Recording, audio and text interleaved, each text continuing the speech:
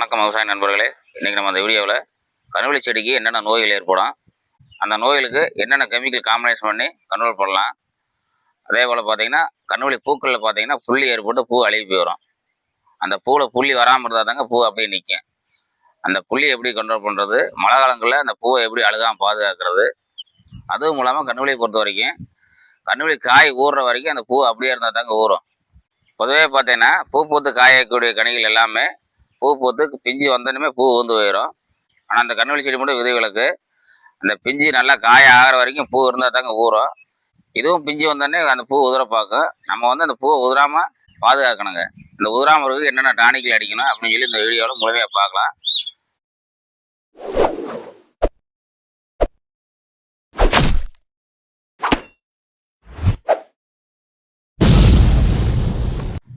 கருவேல செடியை பொறுத்த வரைக்கும் மேஜரான பிரச்சனை என்னன்னு பார்த்தீங்கன்னா புழு பிரச்சனை. இந்த புழு பார்த்தீங்கன்னா முளைச்சிலேருந்து கடைசி வரைக்கும் புழு வந்து கடிச்சிட்டே இருக்கு. இலையில கடிக்கும். ஆரம்பத்துலேருந்து கடைசி வரைக்கும் இலையில கடிச்சிட்டே தாங்க இருக்கும். இதுக்கு வந்து நீங்கள் ஹெவியான டோஸ் போக தேவையில்லை. மார்க்கெட்டில் கிடைக்கக்கூடிய ரொம்ப விலை கம்மியான கெமிக்கல் சைவர்மெத்தின் 10 EC அந்த புழு செத்து போயிடும். நீங்கள் இதுவே தொடர்ந்து ஃபாலோ பண்ணலாம் கடைசி வரைக்கும். சைவர்மெத்தின் 10 EC ஆரம்பத்தில் கொடுங்க. டேங்க் 10 மில்லி கொடுத்தாலே போதுமானது. இது 2-3 முறை கொடுங்க. இது ஒரு இடத்துல கேட்கல அப்படின்னா அதே சைவர்மெத்தின் 25 ECக்கு மாறிக்கிங்க. அதுவும் டேங்க் 10 மில்லி தான். இதை 2-3 முறை கொடுங்க. அதுக்கடுத்து இதுவும் கேட்கல அப்படின்னா லேம்டா சைக்ளோத்ரின், அது டேங்க் 10 மில்லி கொடுங்க. அது 2-3 முறை கேட்கும். அதுவும் கேட்கலைங்கிற சூழ்நிலையில் குளோரி ப்ளஸ் சைவர்மெத்தின் 5.5 சொல்லுவோம், அது டேங்க் 10 மில்லி கொடுங்க. இது 2-3 முறை கொடுங்க. இதுக்கடுத்து பார்த்தீங்கன்னா பெர்மெத்தின் 25 EC, இது டேங்க் 10 மில்லி, இது 2-3 முறை கொடுங்க. இந்த கிராப்புக்கு இந்த கெமிக்கல் போதுமானது. நீங்கள் வேறு ஹெவியான டோஸ் கொடுக்க தேவையில்லை. நிறைய விவசாயிகள் தெரியாமல் இந்த கத்திரிக்காடு கடிக்கக்கூடிய காஸ்ட்லியான, அதாவது ஹெவி டோஸான கெமிக்கல் கொண்டு யூஸ் பண்ணிடுறாங்க. நீங்கள் ஹெவி டோஸ் கெமிக்கல் கொடுத்துட்டு நீங்கள் மறுபடியும் நான் சைவர்மெத்தின் அடிக்கிறேன், லேமன் அடிக்கிறேன்னு இந்த லோ டோஸுக்கு வந்தீங்கன்னா கேட்காது. நீங்கள் மறுபடியும் அதே டோஸ் தான் கொடுக்கணும், இல்லைன்னா அதை விட ஹெவி டோஸ் கொடுக்கணும். நிறைய பேர் சைவர்மெத்தின் தான் யூஸ் பண்ணுறாங்க. தெரியாத விவசாயிகள் கத்திரிக்காடு கடிக்கக்கூடிய மருந்துகளை கொண்டு யூஸ் பண்ணிடுறாங்க. அந்த மாதிரி யூஸ் பண்ண தேவையில்லைங்க. உங்களுக்கு சைவர்மெத்தினுக்கு இந்த புழு வந்து செத்து போயிடும். அதாவது கருவேல செடியில் வரக்கூடிய புழுக்கள் வந்து வெறும் சைவர்மெத்தின் 10 ECக்கு கேட்கும். நீங்கள் வேறு மருந்துக்கு போக தேவையில்லைங்க. இது வந்து புழுவுக்கு கடைசி வரைக்கும் இதை நீங்கள் பூ பூத்து காய் காய்ச்சி காய் ஓயிற வரைக்கும் இந்த புழு பிரச்சனை வருதுன்னா, இப்போ நான் சொன்ன கெமிக்கல் எல்லாமே விலை ரொம்ப கம்மி, அளவும் கம்மி. அதாவது 10 மில்லி 10 லிட்டர் டேங்கான அளவுங்கிறது. இது கொடுத்தாலே போதுமானது. வேறு மருந்துக்கு போக தேவையில்லை. அடுத்து ஃபங்களுக்கு என்னென்ன அடிக்கணும்னு சொல்லி பார்ப்போம். கருவேல செடி பந்தலை தொட்டு வாதுகள் ஓடக்கூடிய சமயங்களில் நம்ம அதிகப்படியான வாதுகள் ஓடுறதுக்கு சில டானிக்கல் கொடுத்து வாதுகள் ஓட வைக்கலாம். ஒரு சில ஏரியா கிழங்கு இயற்கையாகவே வாதுகள் ஓடிக்கும். ஒரு சில ஏரியா கிழங்கு பார்த்தீங்கன்னா வாதுகள் ஓடாது. அதுக்கப்புறம் நம்ம செயற்கையான முறையில் சில டானிக்கல் கொடுத்து வாதுகள் ஓட வைக்கலாம். அதுக்கு 2 மெத்தடில் கொடுக்கலாங்க. ஒன்று கடல் பாசி உரம், சீவிட் எக்ஸ்ட்ரான்னு சொல்லுவோம். அது வந்து மேலேயும் ஸ்ப்ரேயும் கொடுத்து கீழே மண்ணிலையும் விடணும். ஏக்கருக்கு 6 லிட்டர் 1 லிட்டர் ஒரு சில கம்பெனி என்ன ரெக்கமெண்ட் பண்ணியிருக்கோ அதன் பிரகாரம் ஏக்கருக்கான அளவு கீழே விட்டுக்குங்க. 10 நாள் இடைவெளியில் 2-3 முறை ஸ்ப்ரேயிங் போயிடணும் இந்த கடல் பாசி. அதே போல் போரானும் அதே மாதிரி தாங்க. இந்த போரான் பார்த்தீங்கன்னா பல வேலைகள் செய்யும். வாதுகள் ஓடக்கூடிய சமயங்களில் வாதுகள் ஓட வைக்கக்கூடிய வேலையை செய்யுங்க. போரான் 2-3 முறை ஸ்ப்ரேயிங் பண்ணிடுங்க. போரான் கீழே கொடுங்க. கடல் பாசி 2-3 முறை ஸ்ப்ரேயிங் கொடுத்துருங்க. அதையும் கீழே விடுங்க. இது வந்து பந்தல் தொடக்கூடிய தருணத்தில் ஒரு 2-3 முறை போயிடணும். அதாவது 10 நாளுக்குள்ளே 3 முறை ஸ்ப்ரேயிங் போயிடணும். இதன் புறம் கொடுத்தீங்க அதிகப்படியான வாதுகள் ஓடிக்கும். உங்களுக்கு அதிகப்படியான வாதுகள் ஓடினா தான் அதிகப்படியான பூக்கள் பூக்கும். நான் ஏற்கனவே என்னென்ன உரங்கள் கொடுக்கணும்னு சொல்லி ஒரு வீடியோ போட்டிருக்கேன். கீழே சரிவதில் நியூட்ரியன்ட் கொடுத்தீங்கன்னா தான் மேலே வரக்கூடிய வாதுகள் வந்து தடிமனாக போகும். உங்களுக்கு தடிமனாக போகக்கூடிய சைடு வாதுகளில் தாங்க தடிமனான பூக்கள் வரும். அந்த வீடியோவை வந்து பார்த்துக்குங்க. பார்க்காத விவசாயிகள் நியூட்ரியன்ட் சரிவதில் கீழே கொடுத்து கொண்டு வந்தால் தாங்க அதிகப்படியான பிரான்ச்சுகள் தடிமனாக போகும். தடிமனாக போகிறதுக்கு நீங்கள் நியூட்ரியன்ட் ஃபாலோ பண்ணி சரிவதில் கொடுத்தீங்கன்னா தான் தடிமனான வாதுகள் ஓடும் உங்களுக்கு. சரிங்களா? கருவேலை பொறுத்த வரைக்கும் வாதுகள் ஓடி பூக்கள் பூக்கிற வரைக்கும் பெருசாக நோய்கள் ஏற்பட்டுறாது. அதுவும் இல்லாமல் மழை காலங்களில் தான் நோய்கள் வரும், புள்ளிகள் விழுகும். நீங்கள் இந்த வாதுகள் ஓடுற வரைக்கும் ஒரு நார்மலான கெமிக்கல் கொடுத்தாலே போதுமானதுங்க. அதாவது விலை கம்மியான கெமிக்கல் கொடுத்தாலே போதுமானது. Metalaxyl plus mancozeb combination வரக்கூடிய டேங்க் 25 கிராம் கொடுக்கலாம். Hexaconazole plus captan tank 25 gram, hexaconazole tank 25 milli, இது ஒரு முறை கொடுக்கலாங்க. எக்ஸோகோனசல் ப்ளஸ் பெர்ஃபனப் 25 கிராம், எக்ஸோகோனசல் 25 மில்லி, இது ஒரு முறை கொடுக்கலாங்க. இந்த 3 காம்பினேஷனுமே போதுமானதுங்க. கருவேல செடி வாது ஓடி பூ பூக்கிற வரைக்கும் இந்த 3 காம்பினேஷனுமே போதுமானது. இது கூட வந்து பாக்டீரியா கண்டிப்பாக கலந்துக்கலாம். இந்த எக்ஸோகோனசல் பார்த்தீங்கன்னா கருவேல செடிக்கு அவசியம் தேவைப்படக்கூடிய ஒரு கெமிக்கல். அதே போல் பார்த்தீங்கன்னா உரங்களில் சீனை வந்து அவசியம் தேவைப்படக்கூடிய ஒரு கெமிக்கல். சீனை வந்து சாயில் கொடுத்துட்டே இருக்கணும். இந்த எக்ஸோகோனஸில் வந்து மேலே ஸ்ப்ரேயும் கொடுத்துட்டே இருக்கணும். உங்களுக்கு செடி ஓயிற வரைக்கும், அதாவது செடி செத்து போகிற வரைக்கும் நீங்கள் இந்த எக்ஸோகோனஸில் ஸ்ப்ரேயும் கொடுத்துட்டே இருக்கணுங்க. இந்த எக்ஸோகோனஸில் பார்த்தீங்கன்னா கண்ணுவெடி செடியில் பல வேலைகள் செய்யுது. உங்களுக்கு இதை பற்றி டீட்டெயிலாக தெரியும்னா நான் கான்டாக்ட் பண்ணி கேட்டு தெரிஞ்சுக்கோங்க. இந்த எக்ஸோகோனஸில் பொறுத்த வரைக்கும் கண்ணுவெளி செடி காய் வெடிக்கிற வரைக்கும் நீங்கள் கொடுத்துட்டே இருக்கணும். அதே போல் டெபுகோனஜில் அதே மாதிரி தான். இந்த டெபுகோனஜில் பார்த்தீங்கன்னா கண்ணுவெளி செடிக்கு அவசியம் தேவைப்படக்கூடிய ஒரு கெமிக்கல். இந்த 3 காம்பினேஷன்லேயே போதுமானது கிராப்பை கொண்டு வந்துடலாம். மழை காலங்களில் தான் அழுகலை ஏற்படும், பூக்களை புள்ளி வரும், வாதுகளை புள்ளி வரும். வாதுகள் அடம்பாக இருந்துச்சுன்னா இலையோட இலை ஒட்டி அந்த இலைகள் வந்து அழுகி போய் வரும். இந்த மாதிரி தருணங்களை தான் நீங்கள் மருந்து மாற்ற வேண்டி வரும். 3 நாளைக்கு ஒருக்க அடிக்க வேண்டி வருங்க. மழை காலங்களில் பார்த்தீங்கன்னா அதிகப்படியான வாதுகள் ஓடி அதிகப்படியான பூக்கள் பூத்துருக்கும். இலைகள் வந்து ஒன்றோட ஒன்றா பின்னி இருக்கும். இந்த மழை டயத்தில் தான் பார்த்தீங்கன்னா இலையும் ஒன்றா பின்னி மழை நீர் வந்து வெளியேற முடியாமல் வாதுகளில் வந்து அழுகல் ஏற்பட்டுரும். அதாவது இலைகளில் ஒன்றா ஒட்டி அழுகல் ஏற்பட்டுரும். அப்புறம் பார்த்தீங்கன்னா பூக்களில் வந்து தண்ணி இருந்தால் அந்த பூவும் அழுகல் ஏற்படும். ஃபஸ்ட்டு புள்ளி விழுகும், அது அப்படியே அழுகலாக மாறும். இந்த புள்ளியை கண்ட்ரோல் பண்ணிங்கன்னா தான் அந்த இலைகளில் வந்து அழுகாமல் இருக்கும், பூக்கள் வந்து அழுகாமல் இருக்கும்.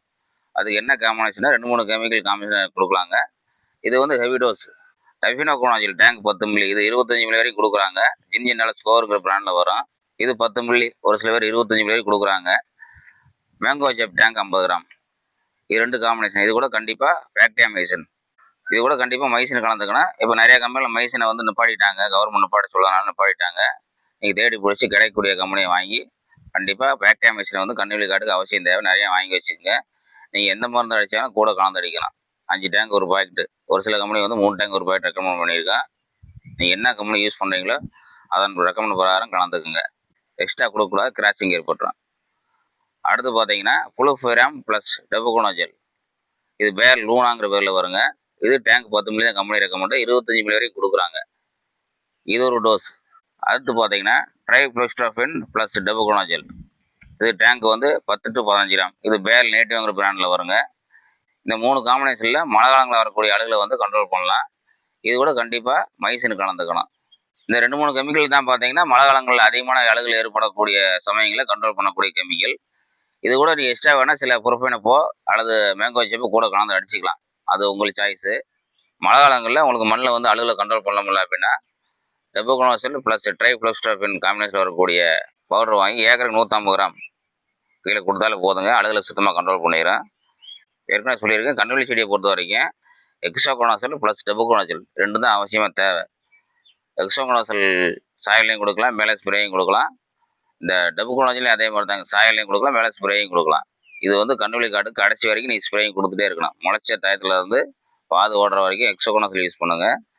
வாதில் ஓடி பூக்கள் வந்ததுக்கப்புறம் டெபுகோனஜில் யூஸ் பண்ண ஆரம்பிச்சிடுங்க. நீங்கள் இந்த டெபுகோனஜில் ப்ளஸ் ட்ரைஃப்ளோஸ்ட்ராஃபின் காஸ்ட்லியாக இருக்குன்னு நீங்கள் நினச்சிங்கன்னா டெபுகோனஜிலே பார்த்தீங்கன்னா எஸ்சி ஃபார்முலேஷனில் 39% கிடைக்குது. அதை வாங்கி டேங்க் 25 மில்லி வரைக்கும் கொடுக்கலாங்க. அது 1/3. இது வந்து சீப் அண்ட் பெஸ்ட்டாக போயிடும் உங்களுக்கு. இதையும் சாயலையும் கொடுக்கலாம், மேலே ஸ்ப்ரேயும் கொடுக்கலாங்க. மழை காலங்கள் நிறையா பிரச்சனைகள் ஏற்படும். கம்பெனி பார்த்தீங்கன்னா ஒரே கெமிக்கல் தான் 2-3 காம்பினேஷன் பண்ணி பேரை மாற்றி மாற்றி கொடுக்குறாங்க. விவசாயிகள் இது வேறு மருந்து அது வேறு மருந்துன்னு மாற்றி மாற்றி ஒரே மருந்து அடிக்கிறாங்க. விவசாயிகள் வந்து புரிஞ்சுக்கணும். ஃபஸ்ட்டு என்ன கெமிக்கல் தெரிஞ்சுக்குங்க. பிராண்ட் நாம் தெரிகிறத விட கெமிக்கலை தெரிஞ்சுக்கிட்டிங்கன்னா உங்களுக்கு எவ்வளோ செலவுகள் குறையும். அதுவும் இல்லாமல் குறிப்பிட்ட கம்பெனியை தான் வாங்கேண்ட அவசியம் கிடையாது. நிறைய பேர் பார்த்தீங்கன்னா எம்என்சி கம்பெனியில் வரக்கூடியதான் குவாலிட்டியாக இருக்கும், இந்தியன் கம்பெனி வந்து குவாலிட்டி இருக்கான்னு நினைக்கிறாங்க. நீங்கள் பிராண்டில் போனீங்கன்னா 2000 வருது அப்படின்னா அன்பிராண்டில் போனீங்கன்னா 500 வாங்கலாம். நீங்கள் இதை புரிஞ்சுக்கிட்டு மருந்துகள் வாங்க ஆரம்பிச்சிட்டிங்கன்னா உங்களுக்கு பல லட்சம் காசுகள் மிச்சமாகும். கண்ணுவெளி செடியை பொறுத்த வரைக்கும் பிராண்டில் வாங்கக்கூடிய ஒரு பொருள் வந்து அன்பிராண்டில் வாங்கினீங்கன்னா 70% விலை கம்மியாக கிடைக்கும். விவசாயிகள் என்ன நினைக்கிறாங்க, விலை கம்மியாக போட்டு வாங்கினா வேலை செய்யாதுன்னு நினைக்கிறாங்க. அதுவும் தவறுங்க. ஒரு எம்என்சி கம்பெனி இருக்குன்னா இந்தியா ஃபுல்லாக ஒரு 1000 பேருக்கு மேலே ஸ்டாஃப் இருப்பாங்க. ஒரு ஸ்டாஃபுக்கு 25,000 ரூபா சம்பளம் வச்சாலுமே 1000 பேருக்கு என்னாச்சு காசு? அந்த 1000 பேருக்கான சம்பளத்தை வந்து இந்த பிராண்டில் தான் எடுப்பாங்க. ஒரு இந்தியன் கம்பெனி அப்படி இருக்காது. இந்தியாவுக்குள்ளே 100 பேர் இல்லை 50 பேர் தான் இருப்பேன். அப்போ 50 பேருக்கு அவன் சம்பளம் கொடுத்தா போதும். அதனால் அவனுக்கு விலை கம்மியாக இருக்கும். இவ்வளோதாங்க விஷயம். முடிஞ்ச அளவுக்கு நீங்கள் அன்பிராண்ட் வாங்கி யூஸ் பண்ண ஆரம்பிங்க. அன்பிராண்ட் வாங்கினீங்கன்னா தான் உங்களுக்கு செலவு மிச்சமாகும். வேலையை ஒரே வேலை செஞ்சிடும். நீங்கள் ஒரு டைம் அடித்து பார்த்தீங்கன்னா ரிசல்ட் இருக்கா இல்லையா உங்களுக்கு கண் கூட தெரியும். ரிசல்ட் இருந்தால் வாங்குங்க, ரிசல்ட் இல்லைன்னா நீங்கள் பிராண்டுக்கு போய்க்கிங்க. என்னோடய ரெக்கமெண்ட் பொறுத்த வரைக்கும் நீங்கள் வந்து விவசாயிகளுக்கு வந்து கெமிக்கல் தெரிஞ்சுக்குங்க. கெமிக்கல் தெரிஞ்சு அதை இந்தியன் கம்பெனி, அதாவது ஸ்டாண்டர்டான கம்பெனியாக பாருங்கள். ரொம்ப மட்டமான கம்பெனி போனீங்கன்னா தான் உங்களுக்கு வேலை செய்யாது. ஒரு ஸ்டாண்டர்டான கம்பெனி போயிட்டீங்கன்னா நல்லாவே வேலை செய்யும். நீங்கள் ஒரு முறை வாங்கி யூஸ் பண்ணி பார்த்தாலும் உங்களுக்கு தெரிஞ்சிடும் நல்லா இருக்கா நல்லா இல்லையா. அதே மாதிரி ஃபெர்டிலைசர் அதே மாதிரி தாங்க. குறிப்பிட்ட பிராண்ட் கம்பெனி, ஃபாரின் கம்பெனி தான் வாங்கின அவசியம் கிடையாது. இந்தியன் கம்பெனிலே இம்போர்ட் பண்ணி ரீபேக் பண்ணி கொடுக்குறாங்க. நிறைய டூப்ளிகேட் வருதுங்க, அது வேறு விஷயம். நீங்கள் தான் கண்டுபிடிக்கணும் எது நல்லா இருக்குன்னு சொல்லி. நீங்கள் ஒரு முறை வாங்கி பார்த்தா தெரிஞ்சு போயிடும். அப்புறம் உங்களுக்கு காசு மிச்சமாகுதில்ல. உங்களுக்கு 5000 போட்டு வாங்கக்கூடிய ஒரு உரம் வந்து இந்தியன் கம்பெனியில் 2000 கிடைக்கும். உங்களுக்கு 3000 மிச்சமாகுதில்ல. ஒரு முறை வாங்கி யூஸ் பண்ணாலும் ஒன்றும் தப்பு ஏற்பட்டுறாது. வாங்கி யூஸ் பண்ணி நீங்கள் ரிசல்ட் பார்த்துக்கலாங்க. நம்பிக்கையான கடையில் அவங்களே கடைக்காரே சொல்லுவாங்க உங்களுக்கு இது நல்லா இருக்குப்பா, இது நல்லா இல்லைப்பான்ட்டு. அதன் பிறகு வாங்கி யூஸ் பண்ணுங்கள். சரிங்களா? கண்ணுவலி செடியை பொறுத்த வரைக்கும் அந்த பூக்களை வந்து கடைசி வரைக்கும் அழுகாமல் இருக்கணும். பூ வந்து பிஞ்சு ஆகி பிஞ்சு நல்லா காயாகிற வரைக்கும் அந்த பூக்களை வந்து அழுகாமல் இருந்தால் தாங்க அந்த கண்ணுவலி காய் வந்து நல்லா பெருசாக ஊறும். இயற்கையோட படைப்பில் பார்த்தீங்கன்னா பூ பூத்து காயக்கூடிய காய்கள் எல்லாமே பிஞ்சு வந்தோடனே பூ ஊந்து போயிடும். கண்ணுவலி அதே மாதிரி தாங்க. பிஞ்சு வந்தோடனே பூ உதிர பார்க்கும். நம்ம அந்த பூ உதிராமல் தடுத்து வச்சா தாங்க காய் நல்லா நீளமாக வரும். பூ இருந்தால் தாங்க காய் கடைசி வரைக்கும் ஊறிட்டு இருக்கோம். நம்ம அந்த பூவை காப்பாற்றுறதுக்கு தான் ஏகப்பட்ட மருந்துகளை கொண்டு அடிச்சிட்ருக்கோம். இந்த பூவை டெம்பராக நிற்க வைக்கிறதுக்கு மார்க்கெட்டில் நிறைய டானிக்குகள் இருக்குது. அதாவது அமினோ ஆசிட்டு, சீவிட் எக்ஸ்ட்ராக்ட், ஹோமோப்ரோசைட், இந்த மாதிரி தான் டானிக் தான் அதிகமாக யூஸ் பண்ணிகிட்டு இருக்காங்க. ஃபார்குளோபென்சிலான்னு ஒரு டானிக் இருக்குது. அது பெருமையான விவசாயிகளுக்கு தெரியும். மார்க்கெட்டில் வந்து ஒரு சில ஏரியாக்களில் தான் அது கிடைக்குது. சொல்லுங்கிற பிராண்டில் வரும். இந்த ஃபார்குளோபென்சிலான்னு பார்த்தீங்கன்னா ஏற்கனவே சொன்ன அந்த 3 டானிக் காட்டிலும் ஒரு வித்தியாசமானது. பயங்கரமாக வேலை செய்யும். இந்த கண்ணுவலி பூ பார்த்தீங்கன்னா கடைசி வரைக்கும் உங்களுக்கு வந்து அந்த காய் ஆகிற வரைக்கும் பூ உதிர விடாது. 2 முறை நீங்கள் ஸ்ப்ரேயிங் கொடுத்தீங்கன்னா அந்த பூ வந்து லப்பர் மாதிரி ஆயிரும். இதை பற்றி முழுமையான வீடியோ ஏற்கனவே போட்டிருக்கேன். பார்க்காத விவசாயிகள் பார்த்துக்குங்க. இந்த ஃபார்குளோபென்சிலா தான் கண்ணுவலி காட்டை பொறுத்த வரைக்கும் பெஸ்ட்டான டானிக்கு. இது காய் நல்லா ஊறுற வரைக்கும் இதை தொடர்ந்து யூஸ் பண்ணலாம், ஒன்றும் ஆகாது. மழை பெய்கிற டயத்தில் மட்டும் பார்த்து யூஸ் பண்ணிக்கணும். அழுகல் ஏற்பட வாய்ப்பு இருக்குது. ஏன்னா மழை காலங்களில் பொதுவாகவே பார்த்தீங்கன்னா நைட்ரஜன் அதிகமாக பயிர் எடுத்துக்கிட்டு பயிர் வந்து இலகுவாக இருக்கும், பூவும் இலகுவாக இருக்கும். அந்த மாதிரி சமயங்களில் வந்து ஒரு டானிக் கொடுக்குறப்ப இந்த டானிக் போய் பார்த்தீங்கன்னா பயிரை இலகுவாக்கக்கூடிய வேலையை தான் செய்யும். அப்போ மழைனாலையும் ஒரு பயிர் இலகுவாக இருக்குது. மேற்கொண்டு நம்ம கொண்டு ஒரு டானிக் குடிக்க மறுபடியும் இலகுவாகும். அந்த டயத்தில் பார்த்தீங்கன்னா ஒரு ஈஸியாக ஒரு நோய் வந்து அட்டாக் ஆகிடும். இதனால தான் மழை காலங்களில் டானிக் அடிக்கக்கூடாதுன்னு சொல்லுவாங்க. இந்த சொல் அடிக்கிற போது, அதாவது ஃபார்குளோபென்சிலான் அடிக்கிற போது அடமழை இல்லாமல் இருக்கணுங்க. இந்த மருந்து அடிச்சிட்டோம்னா ஒரு 2-3 நாளைக்கு மழை பெய்யக்கூடாது. அப்போ ஒன்றும் பண்ணாதுங்க. 7 நாளுக்கு ஒரு முறை இதை யூஸ் பண்ணலாம். நீங்கள் 2 முறை 3 முறை கொடுத்துட்டீங்கன்னா அந்த 2 முறை 3 முறை போன அந்த பூ வந்து லப்பர் மாதிரி நல்லா ஸ்ட்ராங் ஆயிரும். பிடிச்சி இழுத்தாலே வரும். உங்களுக்கு ஒரு லப்பர் எப்படி பிடிச்சி இழுத்தா வருதோ அதே மாதிரி அந்த பூ வந்து பிடிச்சி இழுத்தா வருங்க. 2 கலராக இருக்கும் பூ வந்து பூக்குற சமயங்களில். இந்த சொல் போனதுக்கப்புறம் ஒரே கலராக மாறிடும். ஒரே கலராக மாறி அப்படியே ஸ்டெம்பராக நிற்கும் கடைசி வரைக்கும். அதாவது காய் வெடிக்கிற வரைக்கும் அந்த பூ நிற்கும். இது வந்து தொடர்ந்து யூஸ் பண்ணலாம். நீங்கள் 2 முறை 3 முறை யூஸ் பண்ணிட்டேன் அப்படின்னு சொல்லிட்டு விடக்கூடாது. மறுபடியும் மேற்கொண்டு பூக்கக்கூடிய பூக்கு டானிக் தேவைப்படும். அப்போ இந்த மறுபடியும் மேற்கொண்டு பூக்கக்கூடிய பூக்கு வந்து நீங்கள் டானிக் யூஸ் பண்ணணும். பூக்கள் ஓயற வரைக்கும் நீங்கள் அடிச்சுட்டே இருக்கணும்.